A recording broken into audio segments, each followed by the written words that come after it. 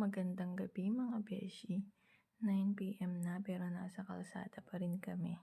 Yung asawa ko multitasking, driving habang may kausap sa phone. Ito nga palang itsura ng Tianzhou paggabi.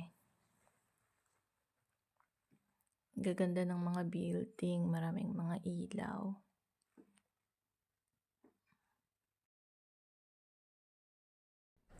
Sipag naman talaga ng asawa ko. Tignan mo, check ng mga molde. Bigat-bigat niyan. Tignan mo kahit maliliit lang yan kasi mga solid na bakal yan. Partida pa yan, nilalagnat pa yan, may trangkaso pa yan. Pero sige, trabaho pa rin. Hirap talagang kumita ng pera kahit may sakit. Kailangan mong kumayod. Ang dami kasing bayarin eh. Kailangan makaraos ang mga bills. Ay nako. Tapos ako tamang nag-aantay lang sa sasakyan, nood-nood lang sa kanya. Inaantok na sa totoo lang. Nakakapagod din kaya lumibot-libot maghapon. So ayun, after 10 years, uwi na rin kami. Ay sa wakas, natapos din. Asawa ko inuubo pa. Alam nyo ba dito, takot pa rin sila sa may trauma pa rin sila dun sa pandemic. Dito kapag inuubo ka, lalayuan ka ng mga tao. Kasi isipin nila may COVID ka.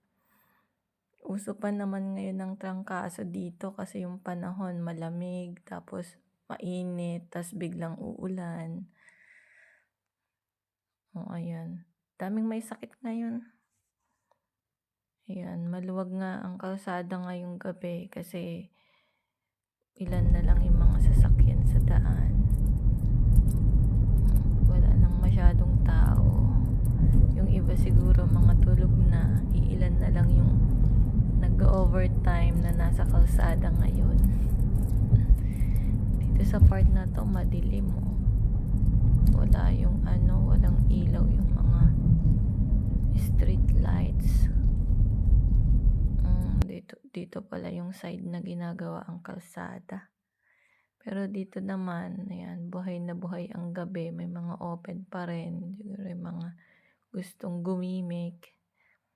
Yan, marami ditong mga establishment na open pa rin.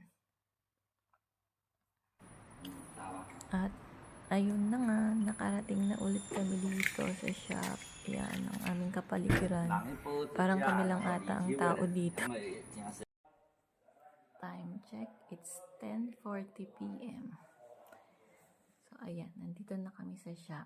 Pero yung asawa ko nasa baba pa sa office kasi nagdo-drawing pa siya. Ayaw niya ng istorbo kaya umakyat na ako dito. Magpe-prepare na ako para matulog. Pero hihintayin ko pa rin siyang matapos. Sabi niya 1 hour. So bibigyan ko siya ng 11 hanggang 12 o'clock. Pag wala pa rin siya, bababa na ako dun at hihilahin ko na talaga siya dito para matulog. Ay nako, sobrang OT na. Pagod na ang itay. Good night mga beshi.